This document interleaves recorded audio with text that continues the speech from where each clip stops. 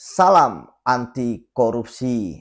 Pada kali ini kita akan membahas mengenai pengeluaran sekaligus penerimaan dana kampanye dari 3 pasang capres, cawapres yang kemarin mengikuti konstelasi pemilu 2024.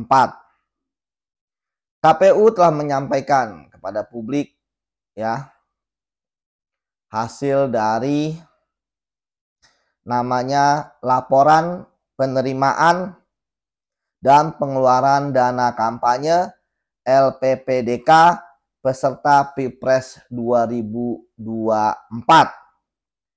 Dari data tersebut ada paslon yang pengeluarannya ya itu 1,5 triliun lebih dan ada calon yang hanya 49 miliar.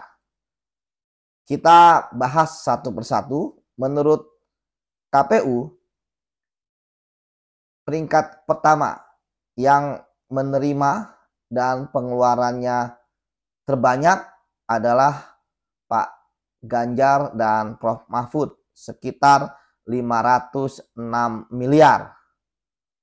Artinya pasangan calon urut nomor 3 ini yang menerima ya uang dari donatur ya, baik itu perorangan ataupun perusahaan yang paling banyak.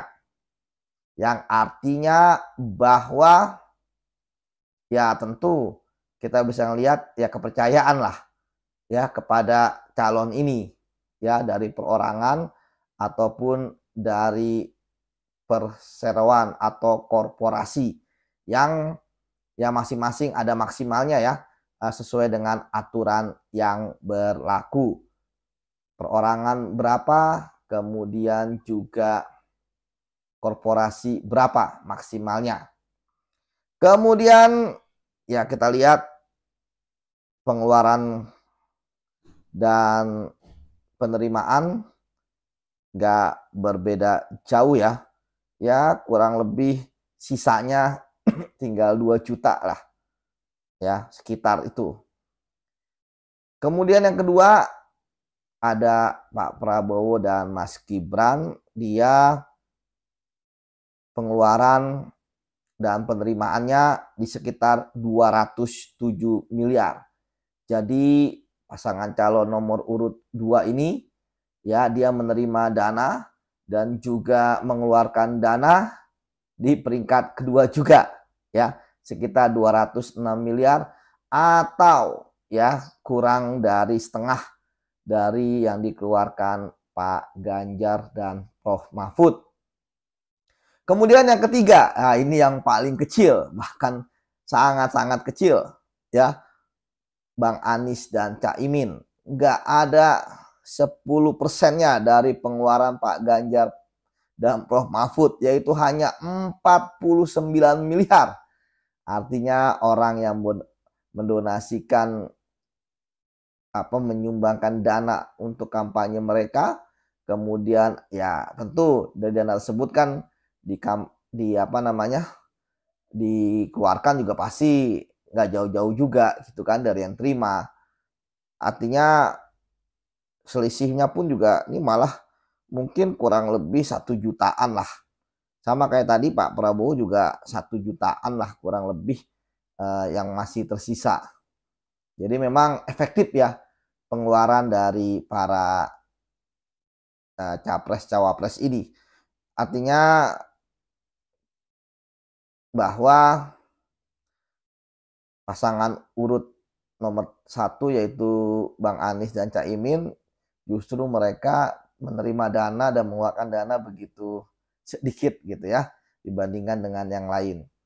Dan dari sini ya KPU menyampaikan akan diaudit ya oleh kantor akuntan publik ya untuk mengecek ya apakah sesuai dengan aturan dan apakah pengeluarannya benar-benar real ya sesuai aturan juga. Ya tentu kantor akuntansi publik ya KAP kan independen gitu ya. Mereka punya standar akuntansinya seperti apa. Kemudian yang menarik adalah ternyata walaupun pengeluarannya paling besar melebihi yang lain, ternyata dari hasil quick count ataupun rekapitulasi sementara ya berdasarkan real count ya Pak Ganjar Prof Mahfud justru ya ada di peringkat 3 suaranya sekitar 16 sampai dengan 17%. Justru yang menarik pasangan Bang Anies dan Caimin dengan minimal ya, artinya mereka kurang dari 10% dananya Pak Ganjar dan Prof Mahfud, dan istilahnya kalau ini 20 apa nih, mungkin 20%-nya ya 25%-nya dari Pak ya 20%, 20 sampai 25% dari Pak Prabowo dan Gibran yang 27 miliar, tapi mereka berhasil melejit ke peringkat 2.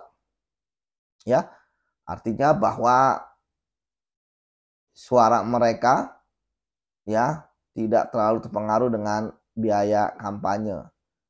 Kemudian justru Pak Prabowo Gibran walaupun dia kurang dari setengahnya Prof Ganjar dan Prof Mahfud ya berhasil ya suaranya bahkan memenangkan melalui quick count dan real count sementara ini rekapitulasi KPU ya hampir 59% berbanding dengan 16% dari yang diraih oleh Prof Ganjar dan dari Pak Ganjar dan Prof Mahfud. Artinya bahwa antara uang dengan suara belum tentu berbanding lurus, ada faktor-faktor lain ya. Bisa jadi figur tim sukses, bisa jadi jaringan yang banyak, bisa jadi sudah merakyat, bisa jadi sudah mengakar jaringannya, pengalaman, jaringan-jaringan lama. Ya kita tahu bahwa misalnya kayak ada kekuatan-kekuatan misalnya Pak Prabowo kan salah satu keunggulannya ya beliau memang udah beberapa kali ikut konstelasi pilpres ya, bahkan dulu sempat jadi cawapres, artinya sudah paham lah medan tempur ya. Sementara yang lain kan belum ya. Jadi ini banyak strategi yang tentu memang uang adalah faktor juga gitu ya. Karena tanpa logistik ya akan sulit. Ya kita tahu kan bahwa para capres-cawapres ini diberikan kesempatan berkampanye, baik itu terbuka ya, kampanye akbar, ya tentu kan ada pengeluaran ya untuk konsumsi, untuk nyewa tempat dan sebagainya. Ya dengan bermacam-macam cara kan mereka tadi ada yang dialog, ya kan ada yang konser, ada yang tatap muka, ada yang menyambangi tempat-tempat publik ya kan. Artinya semua dilakukan dan tentu itulah usaha yang diraih ya. Dan kita berharap bahwa pemilu ini ya bisa menghasilkan ya pemimpin yang berpihak kepada rakyat karena sudah dipilih oleh rakyat ya. Kita tahu bahwa ya kurang lebih berapa 100 jutaan lah ya penduduk sudah memilih gitu ya. Dan artinya yang jadi presiden adalah presiden untuk semua. Demikian, salam anti korupsi.